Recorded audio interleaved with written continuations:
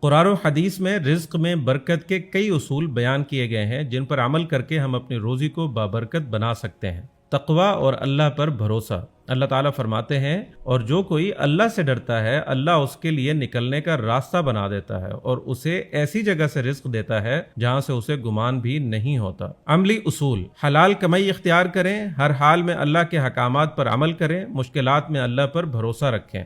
حلال روزی کمانا۔ نبی کریم صلی اللہ علیہ وسلم نے فرمایا، ایسا جسم جو حرام سے پلا ہو جنت میں داخل نہیں ہوگا۔ عملی اصول۔ رشوت، دھوکہ، سود اور ناجائز ذرائع سے بچیں، جائز اور محنت سے کمائی ہوئی روزی کھائیں، دوسروں کا حق نہ ماریں۔ صدقہ اور خیرات کرنا۔ رسول اللہ صلی اللہ علیہ وسلم نے فرمایا، صدقہ مال کو کم نہیں کرتا بلکہ اللہ اس میں برکت دیتا ہے۔ عملی اصول۔ اپنی کمائی میں سے غریبوں اور مستحقین کو دیں، زکوٰۃ اور صدقہ دینے کو عادت بنائیں، دوسروں کی مدد کریں، اللہ آپ کی مدد کرے گا۔ صلہ رحمی یعنی رشتہ داروں سے اچھا سلوک۔ رسول اللہ صلی اللہ علیہ وسلم نے فرمایا، جو چاہتا ہے کہ اس کے رزق میں کشادگی ہو اور اس کی عمر دراز ہو، اسے چاہیے کہ وہ اپنے رشتہ داروں سے اچھا سلوک کرے۔ عملی اصول۔ والدین، بہن بھائی اور رشتہ داروں کے ساتھ حسن سلوک کریں، ناراض رشتہ داروں سے تعلق جوڑیں، ان کی مالی مدد کریں اگر وہ ضرورت مند ہوں۔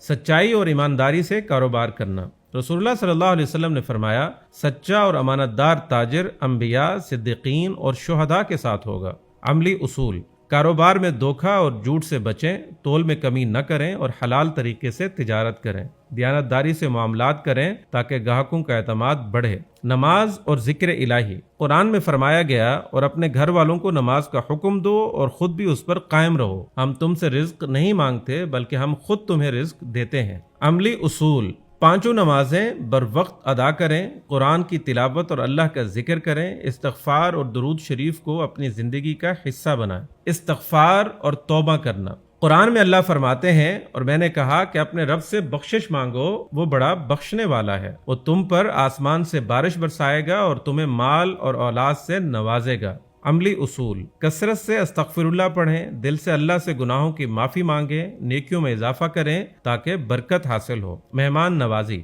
رسول اللہ صلی اللہ علیہ وسلم نے فرمایا، جو شخص اللہ اور قیامت کے دن پر ایمان رکھتا ہو وہ اپنے مہمان کی عزت کرے۔ عملی اصول۔ مہمانوں کی عزت اور خدمت کریں، انہیں خوش دلی سے کھلائیں پلائیں، مہمان نوازی سے رزق میں اضافہ ہوتا ہے۔ شکر گزاری۔ قرآن میں فرمایا گیا، اگر تم شکر کرو گے تو میں تمہیں اور زیادہ دوں گا۔ عملی اصول۔ اللہ کی نعمتوں پر ہمیشہ شکر ادا کریں، جو کچھ ملا ہے اس پر خوش رہیں، دوسروں کی نعمتوں سے حسد نہ کریں۔ فجر میں برکت۔ رسول اللہ صلی اللہ علیہ وسلم نے دعا فرمائی، اے اللہ میری امت کے لیے ان کی صبح میں برکت عطا فرما۔